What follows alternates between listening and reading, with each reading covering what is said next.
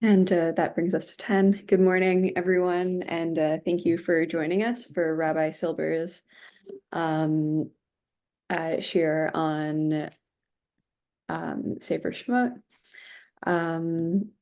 It's nice to see a lot of familiar faces again, and I'm just going to remind everyone that I am inviting everyone to be a panelist. That means that you'll be able to unmute to ask questions when we pause for them. Um, we can see your faces, which is always nice, if you so choose. In between those moments when we pause for questions, you can put any of your questions into the chat, and I'll make sure they get to Rabbi Silber, likewise on Facebook Live. Um, and I think that's the housekeeping, so I'll turn it over to Rabbi Silber. Thank you. Okay, so we're in the third chapter of Shemot. We began the third chapter of Shemot is the story of the sneh, the burning bush, one of the pivotal moments in the book where Moshe is given a task. The task is nothing less than to redeem Israel, take them out of Egypt, free the slaves. And as we'll see in chapter 3 and part of chapter 4, Moshe resists this call for he has many different reasons he gives as to why he doesn't want to do it or he feels unfit to do it, and we'll touch upon those. I did want to point out, of course, the story is known as the story of the sneh. He goes to Chorev in the desert, and he encounters a sneh. And of course, the sneh prefigures Sinai. The sneh is a kind of small revelation. God appears in a lowly bush, but later, a few chapters later, another 18 or so, 17 chapters later, we have the great revelation of Sinai. So this prefigures Sinai. I just want to make a couple of points before we just delve into the text related to what we saw already last week. The first point I want to make is that what this dialogue is about is a negotiation between Moshe on one hand, who is resisting God's call, and God, who is commanding Moshe to take on the task of being the Redeemer of Israel. And Moshe resists with many arguments. But what's interesting is that before we get to the arguments, the Torah says in the very third pasuk of chapter 3 that God called Moshe, actually verse number 4, Vayomer Moshe, Moshe, Vayomer Hineni. Now, Hineni is one of those words that in and of itself is not of great significance, but we tend to, we encounter this word at critical moments in the Torah. We encountered it at the story of Akedah Yitzchak. We encountered it at the story of Yaakov descending into Egypt towards the end of his life, which is really the beginning of the exile. And we encounter it when Yaakov sends Yosef to find his brothers. So those are three critical moments, obviously, in the previous book. So when Moshe, and in all of those cases, it means, here I am. In other words, yes, I'll do what you want. Before I even know what you want, I agree to do it. That's how it factors in those three cases. And if that be the case over here, if we're consistent, means that on some level, even though Moshe is raising all kinds of objections to God's call, in a certain sense, he's already accepted it. I think that's a very important point. So it's, yes, he's resisting it on one level, but in a certain sense, he's already accepted it. That's one point I wanted to make. And here's another point I want to make. Last week, I pointed out that at the end of chapter 2, after Moshe names his son, or their son, Gershom, for he said it was a stranger in a strange land, Ger Hayiti B'Eretz Nachriyah, which I pointed out is the third of the triad of Gerut, Avdut, and Inui, the three covenantal terms in Bereshit chapter 15. So in a sense, the Torah seems to count Moshe's understanding of being a stranger for all of Israel. All of Israel endures abuse and slavery in chapter 1, Avdut and Inui. So immediately after Moshe names his son Gershom, the Torah tells us that the king of Egypt dies, and the cries of Israel go up to the heaven from the slavery. And then we have in the 24th and the 25th psukim, we have God hearing, Vayishmau Nakatam, God remembering, covenant with Abraham, Yitzchak, and Yaakov. God sees and God knows. And the point I made last week is that here in chapter 3, namely in verse number 7, which we'll begin with again today, we have 3 of the 4 verbs. Ra'o ra'iti, I have certainly seen the suffering of my people, the plight of my people. That's ra'iti, vayar. And we have shamati, I hear their cries because of their taskmasters, the name no sav. And we also have the verb to know. Ki yadati et machovav. So in verse number 7, when God begins to speak, after all the introductions, I'm the God of your father, don't get too close, take off your shoes and all that. The first verse, when God begins to talk about the task, so 3 of the 4 verbs are there. So what's striking to us, of course, is that where's the 4th verb? The 4th verb is missing. And I pointed out last week, it appears in chapter 6. And that's the verb, was koret briti, I remember my covenant. God is remembering the covenant with Abraham, Yitzchak, and Yaakov. I just wanted at this point to make a point about God remembering the covenant with Abraham, Yitzchak, and Yaakov. That is to say, God is going to keep God's part of the bargain. You have an agreement, you shake hands or whatever it is, and you have an agreement. Then if you do X, I'll do Y. That's an agreement, and we are told to keep our word. So God is going to keep God's word. But what I did want to just point out over here is that one way to read this, and this will come up, and I've talked about this in the past, it's in my Haggadah, that one way to understand that God is doing all this because of the covenant, because of the promise, could be read the following way. Israel is in bondage. Israel's in Egypt. Israel's been there for quite a long time. We don't know what state they're in. We do know one thing, that when Moshe tried to intervene in the previous chapter between 2 Israelites that were fighting, they essentially said to him, who made you the boss? Who made you the judge? What, you're going to kill me the way you killed the Egyptian? And that does not speak well for the Israelites on 2 levels. One is they seem to kill even an Egyptian. It sounds like they value the life of the Egyptian more than the Jew. And secondly, what do you mean, who made you the boss and the judge? He's trying to break up a fight. So, and that might be one of the reasons that Moshe is very reluctant to go back. They also indirectly or directly cause him to flee the country, to run for his life. So my point is that one way to look at this is to say that maybe Israel is not so deserving of being freed. Maybe the reason that Israel will be free is simply because God made a promise. And God likes to keep God's word. And therefore, God is going to keep God's word. But it doesn't necessarily mean that Israel is worthy of being redeemed. And I've spoken about this from different perspectives many, many times. In the Haggadah that we put out about, almost 10 years already, hard to believe. Rachel first wrote it up, and it's in English, it's in Hebrew. There's a chapter about Lot. And one of the points I made about Lot, the main point, is that when you read the story of the Exodus in general, there are many, many references, many linguistic connections to the story of Lot.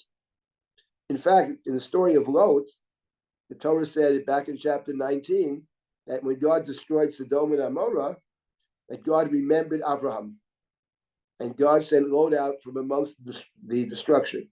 So Lot is saved on account of Abraham. And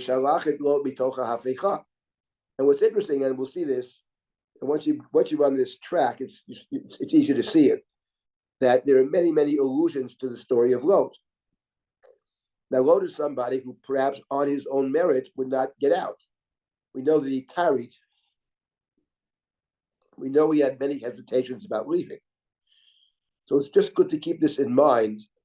The Lot story is a wonderful frame for us. In other words, let me put it differently. Book of Shemot, this was the first class we had. The Book of Shemot can be seen as a new book. It is a new book. It has its own beginning and end.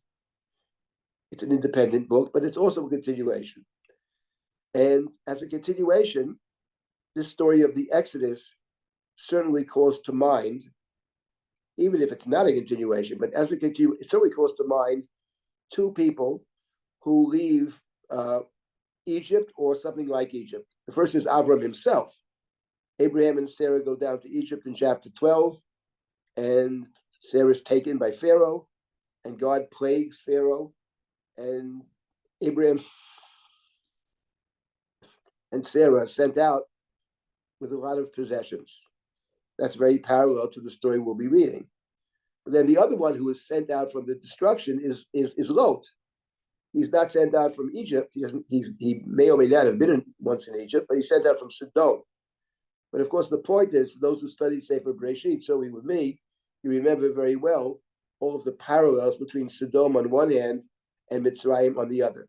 So in a certain sense, you can ask the question, oh, the book of Exodus, the Jews are going to be freed from their bondage. These Jews that are freed from their bondage, are they like Abraham in chapter 12 of Bereshit, or are they more like Lot in chapter 19? And that's, I think, a very important question that we will encounter along the way. Of course, Lot is Abraham's foil in the Abraham narrative. Abraham has two foils. One is Lot and the other is Avimelech. But so we have to bear this in mind. Where exactly does Israel fit in on this chart, Abraham and Lot?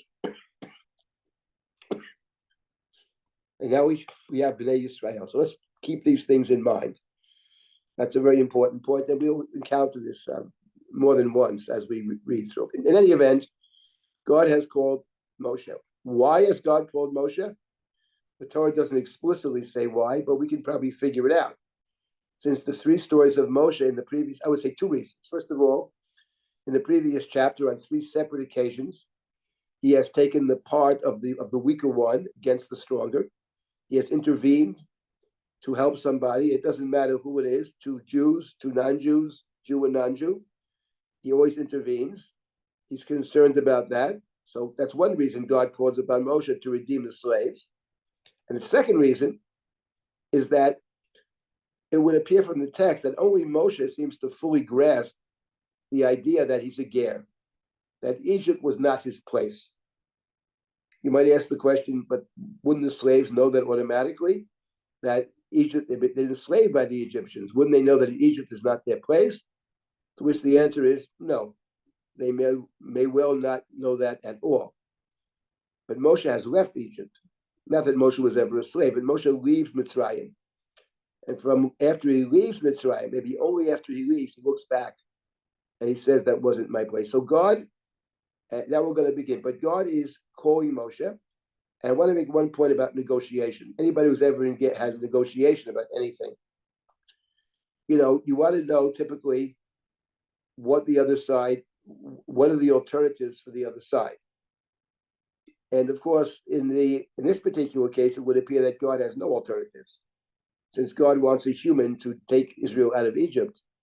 And since the only person who seems to understand that Egypt is not our place, so therefore Moshe is in a very good negotiating position. There's no other candidate for the job. So we have to bear that in mind. Okay, let's now pick up with our text with verse number, let's begin verse number 7. Okay, here we go. And I'll stop it periodically and take comments or questions about anything I said or about the text, whatever. Vayomer Hashem. Now God begins to speak to Moshe. Ra'iti et oni yami Hashem b'Mitzrayim. Says God, I have certainly seen. Actually, let me just back up 1 second. Let me back up to verse number 5.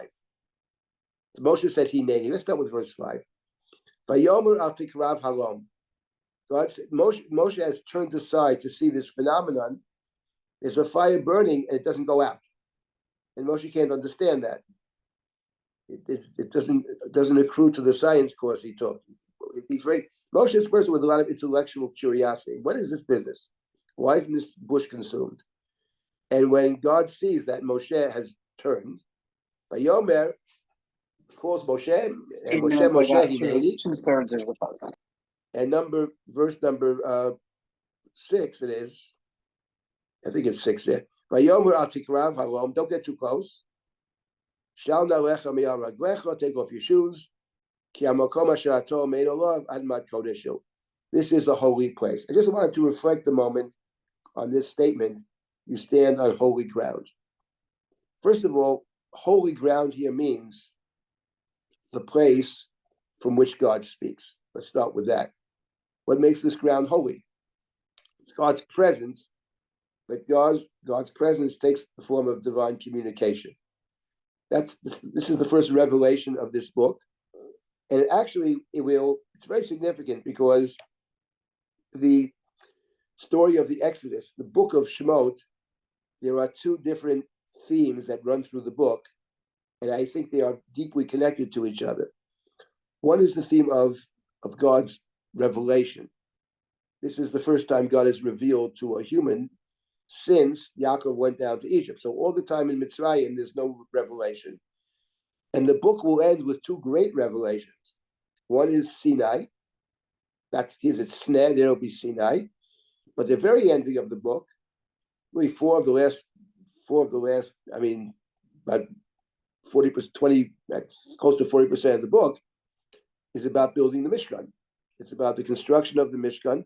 And the point of the Mishkan is that God will speak from the Mishkan, from above the cover of the ark. It's where God will speak. That's how the book ends. And the Torah spends a lot of time on the Mishkan. So one theme of the book is revelation. And the other theme is obviously redemption. There's redemption and revelation. And one of the interesting questions is the connection between the two. Certainly, God is speaking here for the first time and saying to Moshe, I plan to take people out of Mitzrayim. So that the place from which God speaks is a holy place. I just wanted to reflect on one point, which is that Admat Kodesh, the holy place, is in the story over here, not inside Egypt. Moshe has taken the flock in the beginning of chapter 3, and he takes it to the wilderness. He comes to Chorev, the mountain of God. So he's not actually in Mitzrayim. So one of the questions that we will encounter, can you create a holy space within Egypt? That's an important question. But here the holy space, that is, the place from which God speaks, Admat Kodesh, holy ground, that's outside Egypt. We'll come back to these themes throughout. They run through the book. They're very central themes in the book. Anyway, now we can jump ahead. So let's jump now to our verse. So it's verse number 8. God says to Moshe, Vayredu hatzilo miyad Mitzrayim, u'haroto min haaretz hahi, eretz tova u'chava, eretz zavat charav dvash, hamakom ha'knani, ha'chiti, ha'mori, ha'prizi, v'achivi, v'hayivusi. My plan, says God, is to go down, Loredet, to go down into Egypt, and to bring them up from that land to Eretz Tova Urechava, a good land, Urechava, a broad land, to a land of milk and honey, to the land of the Canaanites, the various Canaanite nations. So here we have an interesting verse, actually, that what God says, I am going down to save them from Egypt, Mimiyad Mitzrayim, and to bring them to a different place, to a better place, Eretz Tova Urechava. And here we have a contrast. A lot of the Hasidic writings picked up on this, and you encounter it all the time. The fact of the matter is, it's already in the Chumash. The contrast between Eretz Tova Urechava on one hand and Eretz Mitzrayim on the other. Mitzrayim, a Meitzar, is a narrow space. Mina Meitzar, we have it in the Psalms, and we say it's part of Hallel. Mina Meitzar Karatika, Psalm 118. God, I call you from the narrow places.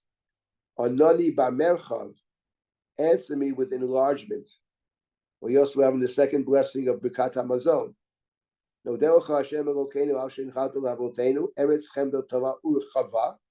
have given us a good and broad land. You took us out of Mitzrayim. So there too we have the contrast between the narrow place and the broad place. One way to understand the narrow place, in terms of the story of the Exodus, is it's a place that you have no choice. The choices are dictated by the taskmasters. by the Mitzrayim.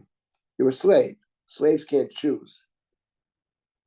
So I'm going to bring you to a place which is not narrow, but rather Eretz Tova U'Chava, that's God's plan, and a land of milk and honey, etc. That was to have a better life, essentially, is what God is saying.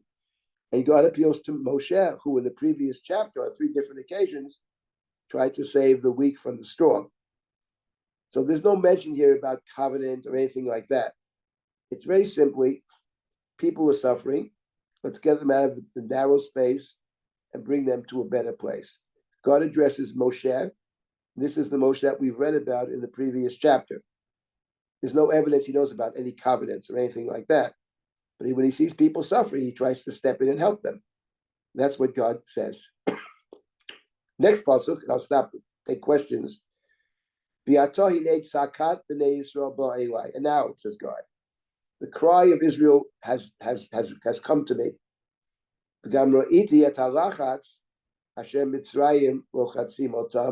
I also have seen the lachats. Whatever lachats means, lachats can be pressure, actually, in modern Hebrew. Pressure that the Egyptians are pressuring them. That is to say, I would say lachats could even be interpreted here as kind of a psychological state. In other words, it's not just they're being beaten, not just the first forced to work a lot of hours, but there's also a sense of being oppressed. Maybe it's related to the idea of having no choices. Someone dictates everything that you have to do. That's lachats. In any event, this is what God sees. So the speech of God is interesting. I would say the first words that God says to Moshe after the introductions. This is who I am. This is who you are. And these ra'ova iti, I have certainly seen the abuse of my people, the oni. I have certainly seen that. But it begins actually with Moshe turning aside to see. Right? Moshe, there's this snare that's burning, and Moshe said, "Asur novereh et hamareh." So in verse number 3, twice, ereh and mareh, and then in the next verse, God sees kisol lirot, that Moshe had turned aside to see. So it's interesting that we have over here in this what God called the sacred place, we have the idea of Moshe trying to see, as it were. The angel speaks from amidst the snare. One might say Moshe is viewing to see God, perhaps. And God says, I have seen the suffering. So we have this seeing of both sides, which reminds us, of course, of the binding of Isaac. Because there in the binding of Isaac, the sacred place, as the Torah is called Hashem Yireh, Asher Ye'amer Hayom, V'har Hashem Yera'eh, the place where God sees and God is seen. So here, perhaps, and Moshe has been identified as you are the son of Abraham, Isaac, and Jacob. And it's not, I think, a stretch to say that the story over here, this recalls for us, it's not in Egypt, it's outside Egypt, but God is speaking from this place, which means it's a sacred place. And Moshe, in a sense, is experiencing a bit of what Avram experienced at the end of his life. So he has the experience, in a sense, of Avram. So he's a child of Abraham in that sense, a common experience. Okay, let me stop here for a moment, and if any comments or questions with anything that I've said to this point, I would be happy to hear it, or anything else for that matter. I'd like to ask you a question, David. Yes. Hashem has spoken to Avraham, Yitzchak, and Yaakov before. Yes. And he never told them to take off their shoes.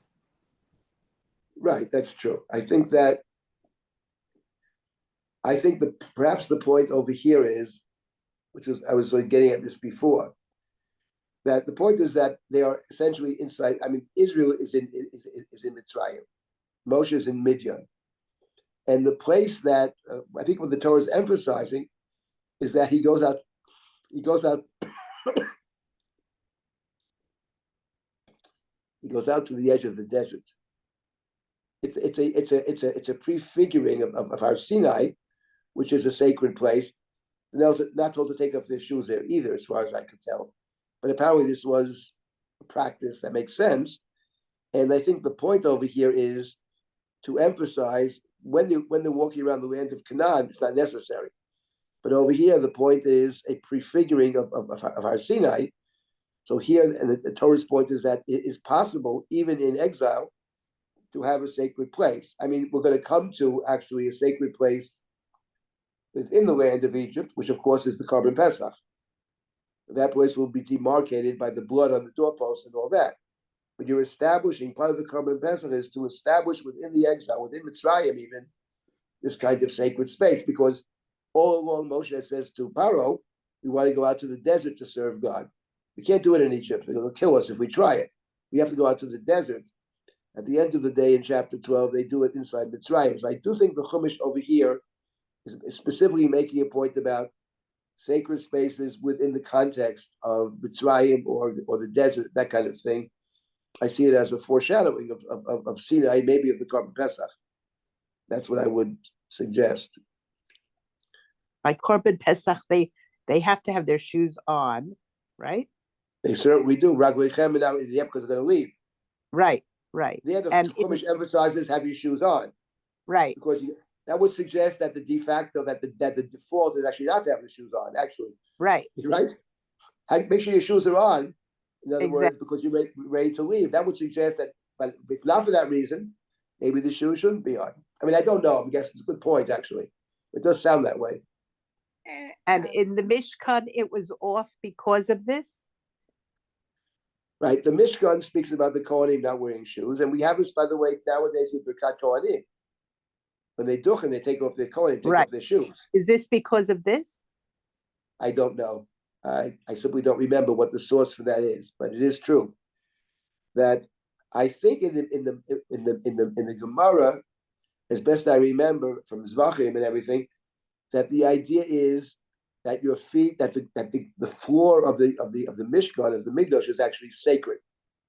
So you shouldn't have anything interposing between yourself and the Mishkan. Like that's basically the idea. I don't know if they quote this as a source. I don't remember the source being quoted, but it could be. It's possible. I don't remember what I think the source is elsewhere. Maybe it's in Yechezkel or something. I could check it out. I don't think it's this source. Anybody else for a question? Go ahead. Go ahead. I'll be after that. I wanted to follow up on what Debbie was saying. There's another instance where we see the shoes coming off. It's when Abraham, the visitors in Abraham's tent, right? The angels, and he washes their feet. Yes, that's right. And he and I don't remember it clearly right now, but there was something to do with some that there were people who idealized dust or something, that it came in like had something to do with a form of worship of that. Yes, that's not in the text though. No, correct. Not in the text, but the other shoe. I mean, this is the other instance where I could think of taking off the shoes. And by the way, the Muslims pray without their shoes on. So it's, and they take it from Abraham, but this is the only other instance I can think of before this. I can think of another one. We have exactly the same words actually, and that is, if you want to take a look, since you raised the question. Yeah. With the Abraham story, we don't have those words, but there is a story where you have exactly those words, and that's in the next book. That's in Sefer Yoshua. In Sefer Yoshua, later though. Chapter 5, verse number 35. That's Yoshua just before the battle of Jericho. Actually, beginning in verse number, I think it's 23 maybe. When Yoshua is in Yericho, he looks up and he sees someone standing in front of him with a sword, outstretched sword. And Yoshua says, "Are you with us or against us? Whose side are you on?" And this being says, "No, I am God's general, captain of God's host. I have come." And Yoshua says, why are you coming? And the Sar Tzava Hashem, the captain of God's army, says, "Shal na'alecha mi'al raglecha." Take off your shoes. Ki hamakom asher ato made alav kodeshu. You're standing in a holy place, and Yoshua does this. So there we have the identical words, actually. There's the identical words. But that's ulterior. But that's later. So they Yes, so later. Right. yeah, Of so course, they later. borrowed from here. Yes, so they True. obviously borrowed it from here. Of course, but the point is, but when you're learning these texts they each text play off each other. So what we're learning, say for Yoshua, we would try to figure out, why is it that the book of Yoshua at this point cites a verse from Moshe, and we would ask many other questions, such as, is this the only verse they cite from Moshe, or perhaps there are a string of verses and what to make of them, etc. I mean, this approach of looking at the intertext is a very productive approach, because you actually get to think about one story in light of another, and sometimes even multiple stories. But there you have exactly, it's an exact quotation, obviously. It's exactly. But anyway, we'll leave that, let's point that out. That there we have an exact quote. There was another comment I want to hear. Another Yes, comment. I was thinking perhaps the reason that there's an injunction to take the shoes off is because this particular appearance of God has a suddenness. The others don't. To Abraham, Yitzhak, Yaakov, there is an ongoing relationship. They are not shocked by the appearance of God. But here, Moshe is in the desert, and the last thing he expects. So he has to make a certain kind of preparation for the encounter. That's a very good point. It's a very, very good point. It fits in very well with Yeshua, because there right, too it's the exactly. It fits in suddenness. very well with both stories, and it also is an interesting point you're making about prophecy in general. To what degree the prophet has to be prepared for prophecy. But I think it's a very insightful point. It's a total surprise. Moshe thinks he's just shepherding. Now, why he ends up at Har Elohim Choreva, why he ended up there in the first place, is it an accident? Is something maybe unconsciously bringing him there? I think we'll never know the answer to that. But your point is well taken. This is a sudden move, and it makes sense that it's sudden, because Moshe has just said, Gera Yiti B'Eretz Nachriya. And the point is, God wants to fulfill God's part of the bargain immediately. God doesn't wait. It's one of the themes of the Haggadah that comes up in the Haggadah as well, that God is keeping God's word. Baruch Shomer Haftachato Yisrael Baruch Hu, we say in the Haggadah. God keeps God's word. Maybe there's only one person could even be God's agent, but it doesn't matter. God is intent on keeping God's word, and the suddenness would make sense in terms of prepare yourself for this. You're not used to this. Prepare yourself. And actually, that you made that point, the parallel story to this there, which is the 3rd chapter of Shmuel, picks up on that, of little Samuel's unawareness of God. He thinks that Eli is calling him. On 3 separate occasions, he runs off to Eli. And finally, Eli says, listen, I'm not calling you, but next time you hear that voice, God is speaking. So that picks up very much on the unpreparedness of Eli, and it plays off Moshe, so the point is well taken here as well. Okay, let's pick up now let's continue, fine. Now in verse number 9, so God continues, V'ata, now,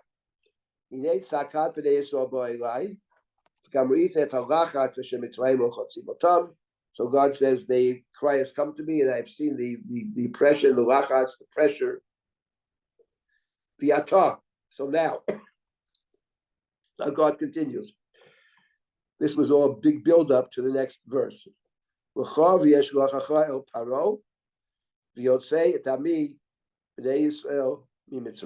now this is the bottom line. God says, I've told you who I am, who you are, what my intention is, but I need a human agent. And it's your lucky day. You have been appointed as my agent. I'm sending you to Paro to take out my people from Egypt. So and Moshe hasn't read it, said Hinedi. If you never read it before, you might imagine. It's hard to know what Moshe, how he would respond. But let's say he doesn't welcome this offer with open arms, to put it mildly. So now we're going to read a bunch of reasons that Moshe will give why he is inappropriate for the job. And, it's always a question. when somebody says, I can't do that, is it, I can't do that, it's a sense of inadequacy? I'm really not the right person. I'm really not fit. Get someone better than me. Kind of modesty. That's always one possibility. Then there's the other possibility, which is, I don't really want to do that. So these are excuses. It's not so much that I feel inadequate. It's rather, I don't want to, it's not for me. This is not a task I want to take on. So it takes the form of, I don't think I'm the right person for the job, okay? Which could mean I'm not the right person because I'm not qualified, or I'm not the right person for this job because I have zero interest in this job. Find somebody else. It's not for me. So with Moshe, we'll see. It's very hard to know. There is probably both elements at play over here. It's hard to know which is the dominant strain. But anyway, let's see what happens. Moshe's response. Vayomer Moshe, Ehu Elohim, Mi Anochi, Ki Elecha Paro, V'chi Otzi et Bnei Yisrael Mi Mitzrayim. So Moshe says, Mi Anochi. Anochi typically in biblical Hebrew is an emphatic I. Who am I to go? Who am I to go? To go to Pharaoh and take Israel out of Egypt. So on this verse, actually, we know the Anochi. Who am I? What's so special about me? Now, before you get to God's response, the Ramban understood that this verse that Moshe is saying two different things, and he works this through the dialogue. It says Moshe said two different things. First of all, he said, "Who am I to go to Pharaoh? I mean, why would Pharaoh even listen to me? It's true that I am Pharaoh's grandson in some sense, but on the other hand, I pointed out that in the story, there's never a sense that there's any deep relationship between Moshe and Paro. I mean, it's not the same Paro, but even apart from that, we know that in the previous chapter, Paro wanted to kill Moshe. So, there's no deep connection between them. On the other hand, he does get an audience with Paro later. So perhaps that says something. But anyway, the Ramban thinks that Moshe is saying two different things. One is, who am I to go to Paro? That's number one. I'm going to go to Paro, let all the slaves go free. Why would Paro listen to me? I have no credentials, and why would he even listen to me? That's number one. And then Moshe says, the Ramban said a second thing. Let's say that in fact, Paro says, okay, take the slaves and go. And you told me your plan is to take them to the land of Canaan. I'm going to take them to the land of milk and honey, to the land of the Canaanites and the Amorites, etc. And Moshe's second question, says the Ramban, is, let's say he lets me go. Why would Israel follow me through a desert to go to a foreign land? Those are two separate questions. So I am qualified for neither. Who am I to let them go in the first place? And secondly, even if Paro would somehow let them go, which Moshe thinks is not going to happen, but if he would do that, but then why would Israel follow me? And follow me to a foreign land? Says the Ramban, those are the two different points that Moshe is making. And the Ramban says this is very nice interpretation because of the next pasuk. Because the way he reads the next pasuk was Vayomer ki imach. So God answered Moshe, I will be with you. This is the sign that I have sent you. When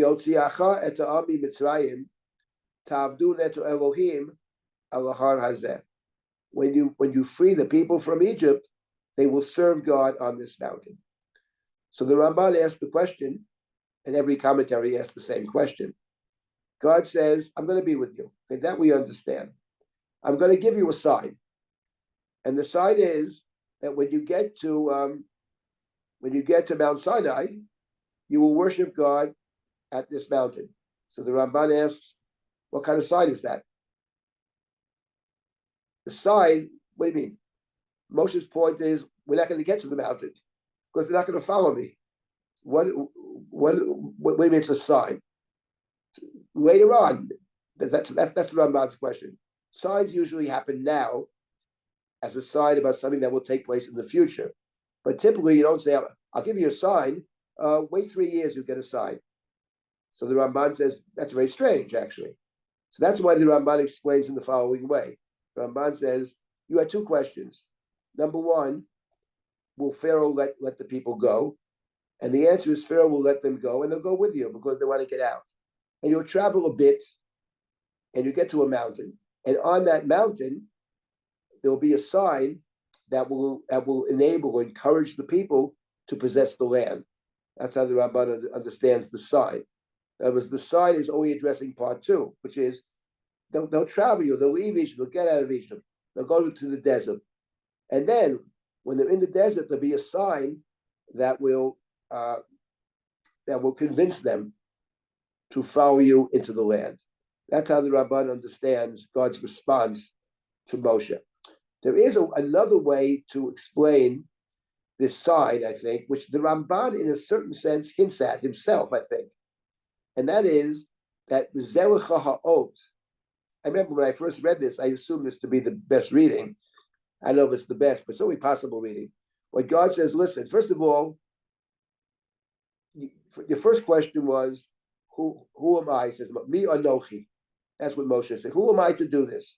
To which God responds in the first half of this next pasuk, I'm going to be with you.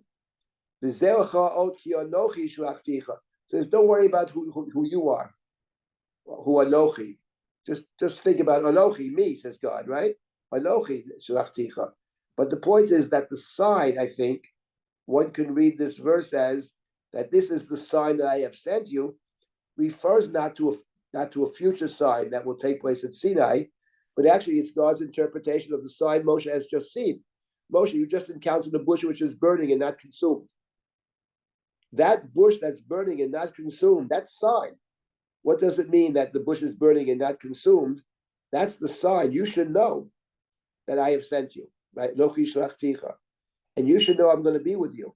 And don't worry about who you are, because I'm with you. As long as you have me, Anochi, with you, it's all going to be fine. So this interpretation, the positive side of the interpretation is that the sign is something he's already experienced, and God is now interpreting what the snag could mean. We had a different interpretation last week, but it's not a problem, because the same sign can have many interpretations. It can refer to many things. But I think the point over here is that Moshe said, "Mi Anochi," and God's response is, "Anochi shlachticha." So I'm going to be with you. Don't worry about it. It's all going to be good. Okay, pack up your bags and off you go. That's what God hopes Moshe will say. But of course, that's not to be. Let's just read a couple more verses, then I'll stop and take other comments or questions. Let's get to the next verse. Okay, we could spend a lot of time on each of these verses. I want to move a little more quickly. Vayomer Moshe el Elohim. This is a very strange business. Now Moshe has another question. Hinei anochi ba el bnei Israel. When I go to bnei Israel, I'll be your messenger. V'yamarti lahem. I'm going to say to them, Elohei avotechem shlachani alechem. The God of your ancestors has sent me to you. V'yamru li ma shemo. And they will say to me, what's his name? Ma omar alechem. Alechem. What should I say to them? I don't think we have to be a profound student of the Bible to ask this very obvious question. What do you mean? They're going to ask what's his name. I mean, okay, I'll give a name. How will that help? And why would this be the question? What is his name? Very, very strange question. The God of your ancestors. That's God of the ancestors. What's his name?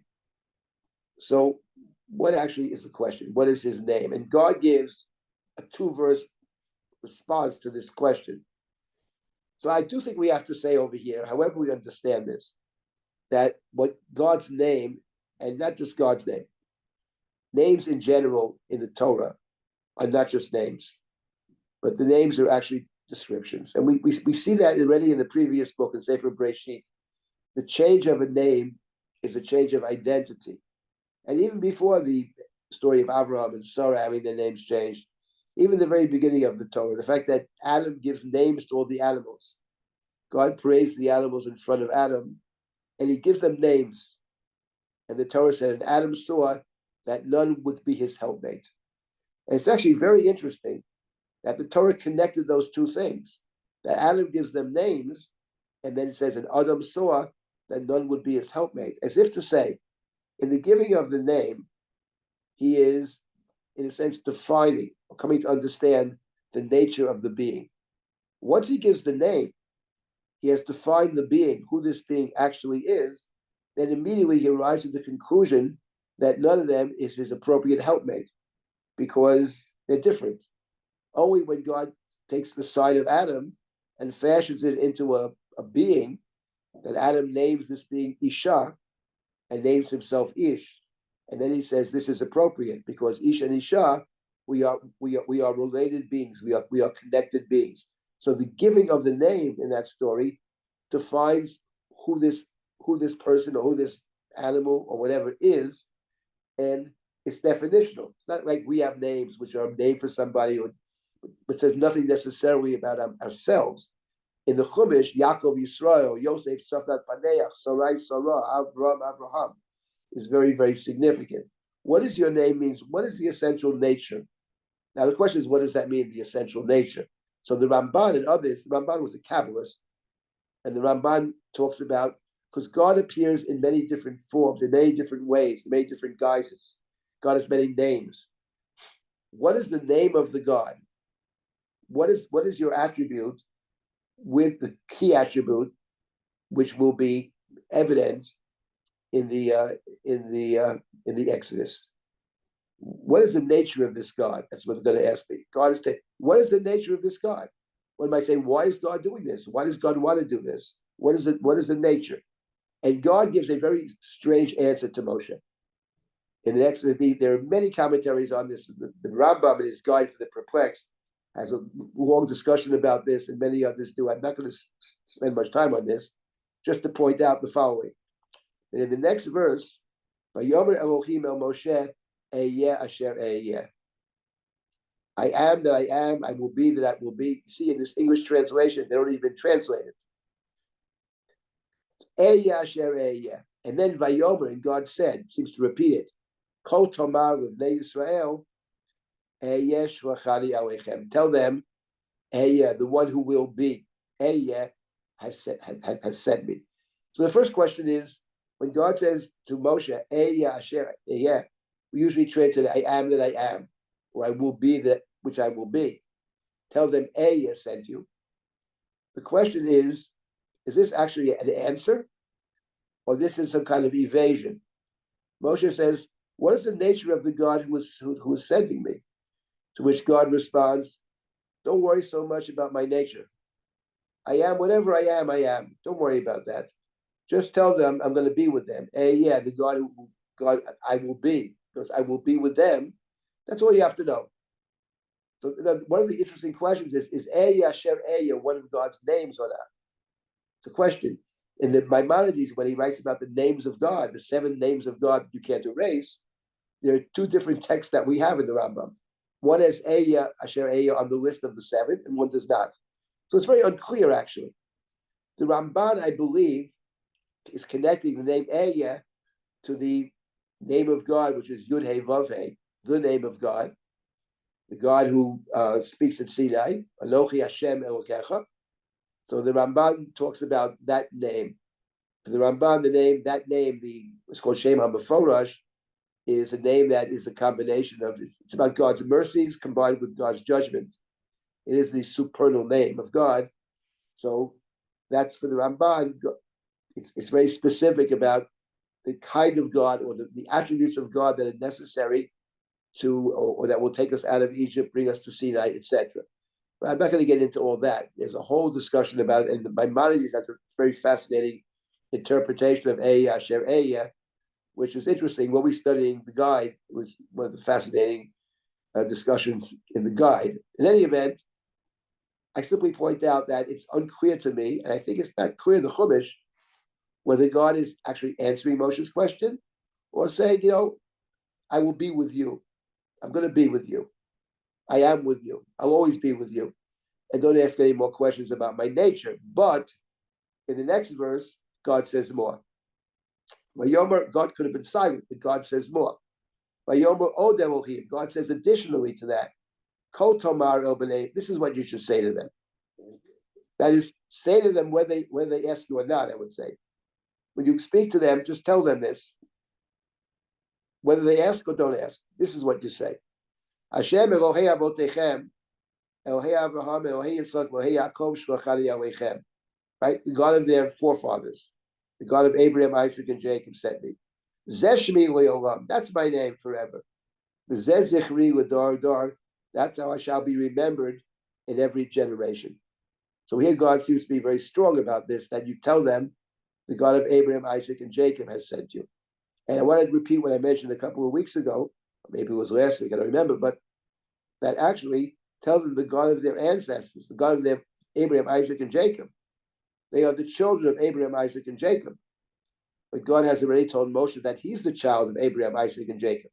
So Moshe and the Jewish people are brothers. That was one of the main points I was emphasizing, as opposed to Yitro, who Moshe loves.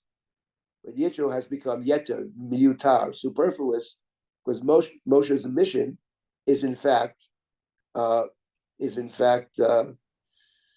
save his brothers. That's your task, should you accept it or not. And Moshe, at the end of this conversation, you will certainly accept it. He's already said Hineni. So, right. So that's basically what God is. So God has seemingly resolved this question, and now Moshe should be ready to pick up and go. But of course, that's not to be the case. Let me take a couple more verses and I'll stop for comments or questions, then we'll continue. So we're up to the next puzzle. So that's now God continues to speak, okay? Now God says to Moshe, this is what you got to do. Go and gather the elders of Israel. Now, I want to make a point over here, which is an important point for this story. It's not that the Jewish people don't have leaders. They have leaders. There was Moshe coming into the scene over here is problematic for another reason, basically. In other words, Moshe's question is, will Pharaoh listen to me or will the people listen to me? But there's another reason the people might not listen to Moshe. And that is, this guy is a complete interloper. He was raised by Pharaoh's daughter. And yes, he was thrown into the water, but he's saved. There's no evidence Moshe is a slave at all. And the people have their own leadership, whatever it is. Yes, they're slaves, but they have their elders. And who says that the elders necessarily will say to Moshe, you do whatever you want, and we'll take our commands from you. So the point is, God is aware of that problem. And now in this verse, Lech v'yosafta et ziknei Yisrael, go and gather the elders. Tell them, Hashem Elohei Avotechem nirah ilai, Elohei Avraham Yitzchak v'Yaakov lemor, Pokod pokadati etchem, v'yeter asui lachem b'Mitzrayim. Go to the elders. Don't go first to the people. Go to the elders. Proactively go to them and say to them, the God of our ancestors, or your ancestors, has revealed to me. God has revealed to me. God of Abraham, Yitzchak, and Yaakov, saying, Pokod pokadati etchem. Pokod pokadati is an interesting word. I have taken note of you, or I have remembered you. Pokad can mean to remember. It can mean to take note. And that which has happened to you and that which you are undergoing in the land of Egypt. For Omar, and I said, I have declared, I will bring you up from the suffering, the misery of Egypt. That's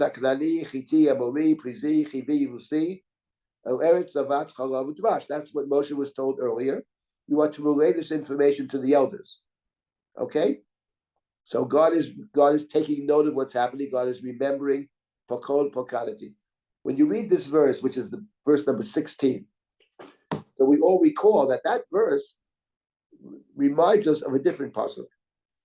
The pasuk it reminds us of is one of the last two psukim in the previous book, in the book of Breshit. It's when Joseph swears his brothers that when God redeems them from Egypt, they will take his bones together with them. And Yosef said, Pokod yifkod Elohim etchem. God will certainly Pokod yifkod. God will remember you. God will redeem you. That's what Yosef had said. The Midrashim, by the way, make the point that when Moshe says these words, that the elders may remember what Joseph said. That's the midrash. The point that I would like to emphasize over here is that pokod pokadati etchem, the word pokad often carries with it several meanings. Not all of them are necessarily so positive, because the word pokad can mean to remember, but it can also mean to hold someone accountable. Pokad avot al banim. Okay, we have this later on. God is visiting the sins of the children, right? The sins of the elders are to be. Children will suffer for the sins of the elders. That's a phrase that appears. Pokada, or Moshe after the golden calf. God said to Moshe, "V'yom pakti." When I hold them accountable, I will upakadati aleihem chatotam. Their sin has to be accounted for. So pokod pokadati etchem takes into account both the suffering. God says, I've looked at the situation and I've evaluated the situation, and it's time to, I'm going to step in and take them out of the suffering of Mitzrayim and bring them to the land of Eretz Lavat Chalav Dvash. I mean, I mentioned before that one way to look at Moshe is it's a sort of a continuation of the Joseph story. It's when if Joseph had lived on many more years, maybe Joseph would have become a Moses. But Joseph dies. Joseph dies at 110. He's stuck in Mitzrayim. He can't get out. And Moshe is picking up where Joseph lives. So God says to Moshe, talk to the Ziknei Yisrael. We got to deal with the Zikanim because they are already in place. They've done the work. They represent the people. Can't just come in as an outsider and make statements. Talk to them first. That's what Moshe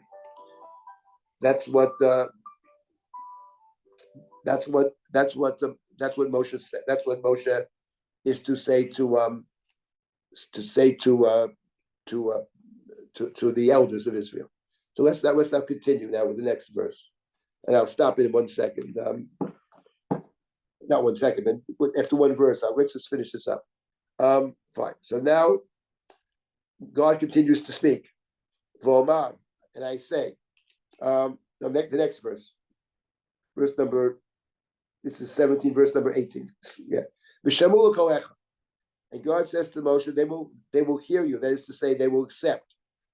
Shama can mean many things in biblical Hebrew. It can mean to hear. It can mean to understand. It can mean to accept. Those are the three main meanings of the word Shama. Hear, understand, accept. Says God to Moshe, V'shamu l'kolecha. They will accept what you say. Uvata ata v'ziknei Yisrael el melech Mitzrayim. And here's the plan. Here's the whole plan. I'll lay the whole plan for you. You won't go by yourself. This partially explains how Moshe gets an audience with Pharaoh, because he's going with the elders, and Pharaoh probably knows of the elders. You will accompany the elders of Israel. You will go to the king of Egypt, and you will say, God's telling Moshe what to do. As we'll see, Moshe doesn't follow instructions, but this is what God says. Tell him, Eloheinu Ivriyim Nikra Oleinu. The God of the Hebrews, Ivriim. They call the Israelites Ivriim. Tell them, the God of the Ivriim has chanced upon us, I would say, become manifest to us. Ata, and now. Let us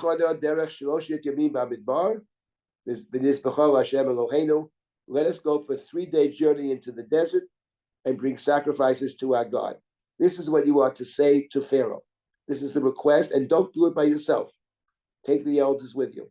They're going to go with you. You'll speak, but they'll accompany you. Part of and you get an audience because the elders are with you. God, the whole thing's being laid out. Moshe's told exactly what to say, exactly what to do. Let's continue. Next verse. V'ani yodati, says God, ki lo yitein etchem melech Mitzrayim lo. And I know that the king of Egypt will not listen to you. He won't permit you to go. V'lo b'yad chazakah, I would translate, and not even. In other words, he won't do it, even when I smite him with great might. He's going to be very stubborn, right? Here the translation is different. He'll only let you go if I bring about great might. Those are two different possibilities, and certainly they're both true. That is to say, initially, even though there is great might, he doesn't let them go, and eventually, after the 10th plague, he does let them go, but we'll see all about that. And now, but God, the whole thing's laid out for Moshe. Don't have to make anything up yourself. I'm telling you exactly what you do, what's going to happen. I'm going to stretch out my hand, smite Egypt, with all my wonders that I will do in their midst. Then he'll send you. Only afterwards. It's not going to happen right away. Only afterwards. And God continues. And not only that,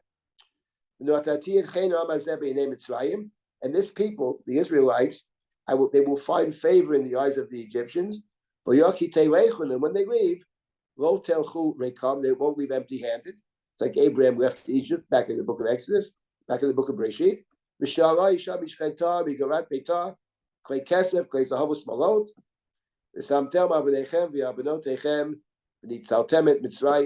Women will either borrow, shelah, could be borrow, could be asked, or be given. It's not clear. Her neighbors, and those who dwell in her house, vessels of silver and gold, and garments. You will place them on your children. You will despoil. You will take out. You will despoil Mitzrayim. This is what God says to Moshe, and it's all very clear. God is telling Moshe exactly whom he's to meet. They'll believe you. They'll believe you. They'll go with you. Pharaoh will be very difficult to deal with in the beginning. It'll take a while. I'm going to step in, but eventually you're going to leave. And not only that, not only will you be able to leave, but the Egyptian people will look upon you favorably, and they'll give you all gold and silver and all kinds of gifts, and we'll deal that in the future. But here it is; it's all laid out for Moshe, so it's pretty clear. You don't think too much, Moshe. I'm giving you the entire plan; it's all laid out. Now, the reader certainly believes that at this point, Moshe will say, "Okay, I got it," and off I go. Say goodbye to Yitro. Off I go. To our amazement, actually, Moshe still resists. Now, before I get to Moshe, let me stop here for a minute and take comments or questions. Just to go back for a moment about, these verses raise all kinds of interesting questions. The first thing I just wanted to point out, and I'll take any comments or questions here, there's a lot here. But what is very interesting is what Moshe is told to say to Pharaoh when he first meets Pharaoh. And that is the God of the Hebrews, Elohei ha'ivrim nikra aleim. Because the word Ivri, Joseph was called the Ivri, Nar Eved Ivri. Ivrim, the Egyptians won't eat with the Ivrim. Aver means somebody from the other side. In other words, as opposed, let's say, to Yisrael. Yisrael suggests, in the story of Jacob became Israel. Yisrael is suggesting that we have our own identity. Our own identity. When you go to Pharaoh, don't speak to Pharaoh about us having our own identity. He doesn't think in those terms at all. In fact, he's not going to particularly like that. The first Pharaoh was afraid that we've establishing our own identity. Talk in terms of the Hebrews. In other words, from his perspective. From Pharaoh's perspective, we are the ones from the other side. We are the other. That's how you have to speak to Pharaoh. When you first get to Paro, you have to talk his language. It's part of the negotiation. Yes, the ultimate goal is to be free, to establish your own peoplehood and all that. That's a process that will take time. As we'll see when Moshe does this, he doesn't seem to follow directions. But this is the first step. And the second point I wanted to emphasize here, and then I'll stop and take any comments or questions here, is that this business at the end of God's speech over here, that I will cause the people, this nation, to be favored by the Egyptians, who will give them all kinds of things, gold and silver and garments. You will despoil Egypt, which of course is a fulfillment of God's promise to Abraham in back of the covenant.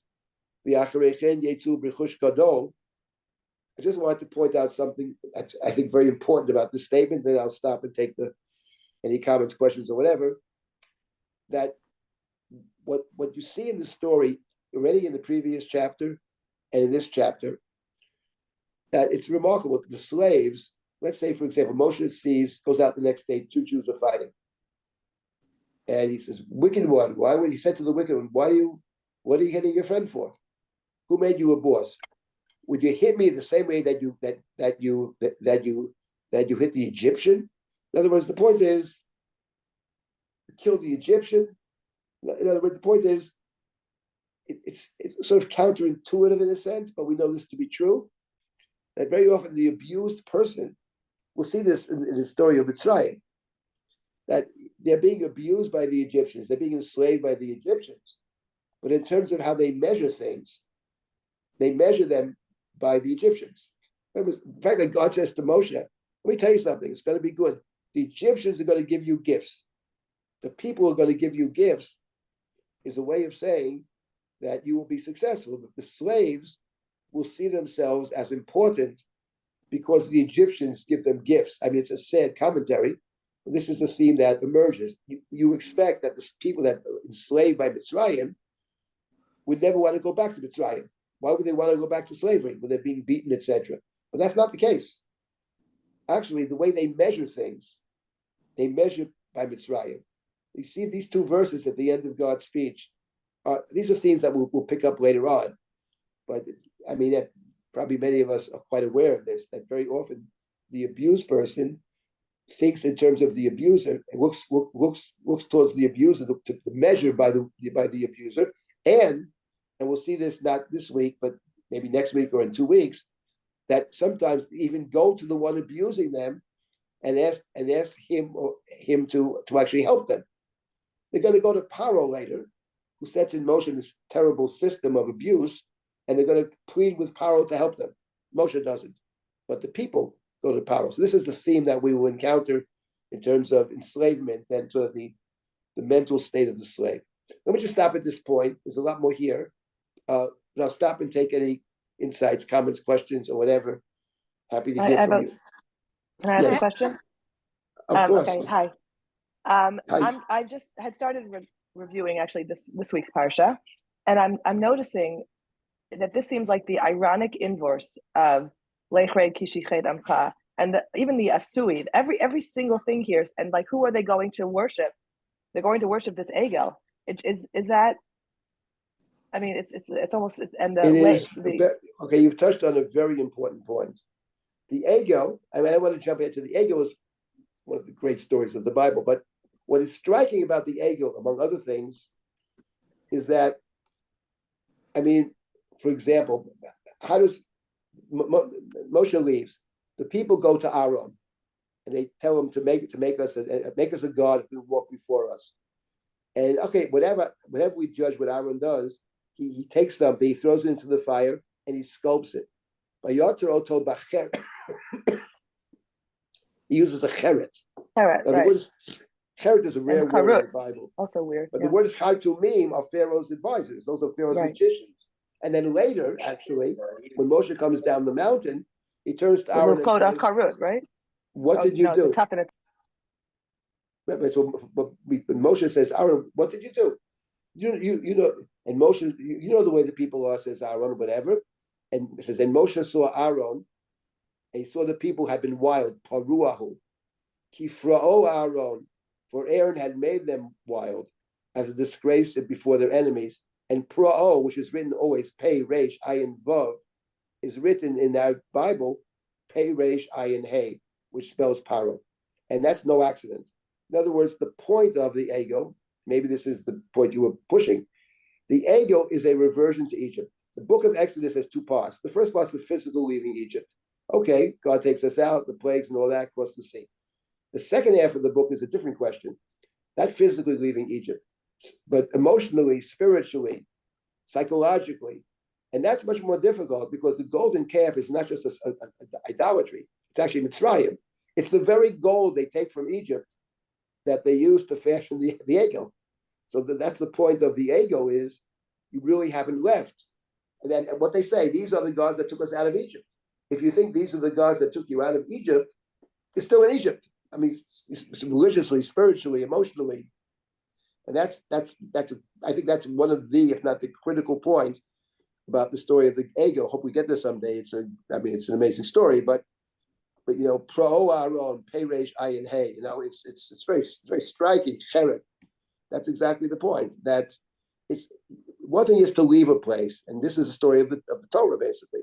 But it may take 40 years to if after 40 years, I'm not sure they get there, but it takes a very long time. A new generation has to emerge, which can evaluate the situation within Mitzrayim. So, right, this is actually the beginning of the story in a sense, and a lot of the arguments that Moshe makes, we will see in the course of the book, how they come back and they are actually the book of Shemot is going to work with these ideas. But at the core of it, this is the book. Half of it's about physical leaving, but the other part is about spiritual leaving, and we'll have to see that. We'll get there hopefully. But what do you make about the Yeridah? I'm sorry, one more question. Here God goes down, and he comes, in order laha'alot, and then he says to Moshe, and Moshe becomes the person who goes down, and he ain't coming up. It's like it really seems like it's like this real playing on the same theme. Right. We have later on with Moshe going down and coming up with Sinai, but the theme of going down and coming up, we have already encountered earlier in Breshit. Malachei Elohim Olim v'Yordim Bo. Or God going down for Sodom and all the other bad stuff.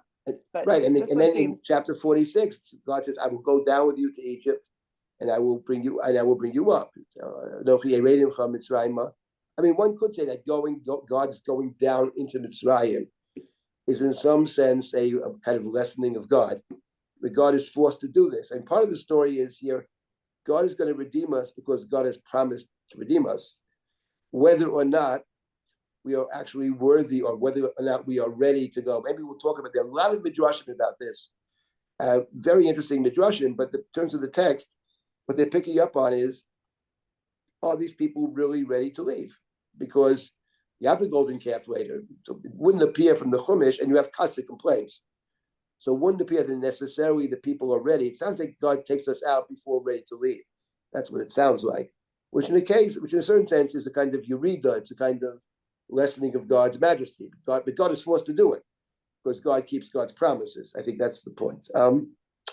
Okay, those are all interesting comments, and we will hopefully touch upon them as we proceed through this book. Is there anybody else who wants to add something now? I have a comment. Yes. Who are you calling on? There were two of us. Whoever, go ahead. It doesn't matter. We'll get both of you. I had an observation about Moshe's Mi Anochi.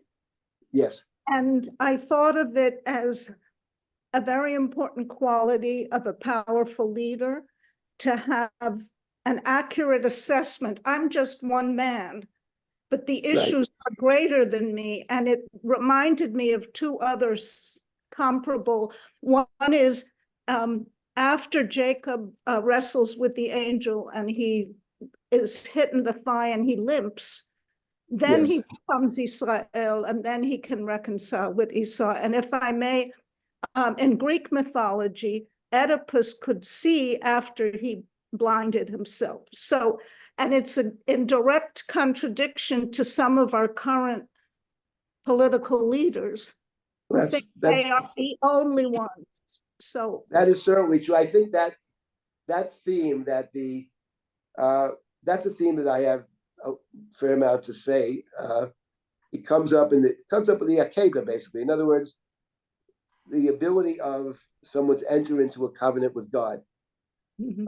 A covenant means a two-sided agreement, and the point is, a human being can enter into a covenant with God, but you can never. It's never actually equal. It's never fully mutual. How can it be? So that Abraham enters into the finalizing of Abraham's covenant is when Abraham is willing to sacrifice his son. If he sacrifices his son, he has no future. So he accepts his own mortality. And once you accept your own mortality, you are a human. You're not God. Then you could enter into an agreement with God, which smacks of immortality. The covenant, in theory, could be forever. And there are other such examples So, of course, the idea of humility. I mean, Moshe Rabbeinu has two qualities. To me, the two most important qualities in life. One is that Moshe Emet. He has integrity. And the second is that he has humility. And I think those two things are actually related. Because if we really are honest about who we are, we all understand our many, many limitations. And the leader is one who, on one hand, understands the limitation, but on the other hand, feels committed to actually doing something, to acting within our limitations, and we need help and we need divine guidance and we need to speak to people and all that. So Moshe is, in a certain sense, he's kind of ideal. And speaking about this week's parsha, he's also the same person who turns to God and says, when God threatens the people, Moshe turns to God and says, listen, if you're going to wipe them out, then you can wipe me out also. The idea of putting the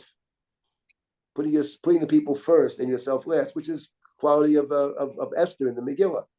Right. Yes, I'll do it. I probably won't succeed, but I'm going to do it anyway. If I perish, I perish. That's great leadership. You have that, and of course, we don't need to comment about all kinds of leadership that we see floating around the world. But that's a rare, unfortunately, very rare quality. So that's precisely Miyanochi is important. But my point in the beginning of this session was that with Moshe, there's a complication here because I do believe, and we'll see this next week as we continue, that part of him actually doesn't want to go. That's the point. God made this very compelling argument, and the next words will be, get somebody else. They're not going to believe me. So yes, he is modest and has great integrity. He's a hero at the end of the day. But I think in this conversation, I think there's a sense you get that he really doesn't want to go for whatever reason. We'll talk about next time. There was one other comment. Yes. Yes. Last Two of us.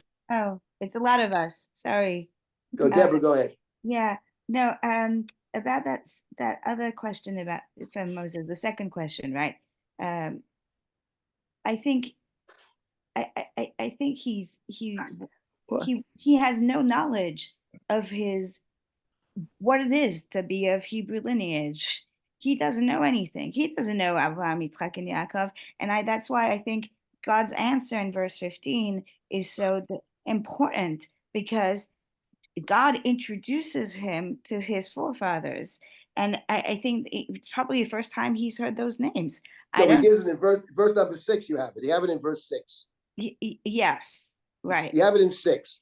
Yes. Then you have it in terms of the people twice later. So yes, as I point out, when God says to him, "I am the God of Abraham, Isaac, and Jacob," he's essentially saying, "This is who you are." I'm the God of your father, he says. Fathers, these are your ancestors. This is your ancestry. This is who you are. And I think for me, that's also this, steep learning curve for Moses. The Miyanochi is like, how do I, who are these people? Give me some pointers.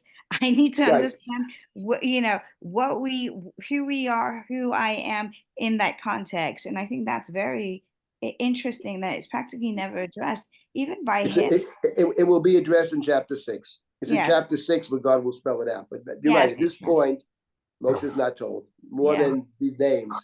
But chapter 6 is where God will sort of spell it out. There was one other comment here. Yes, Rabbi Silber.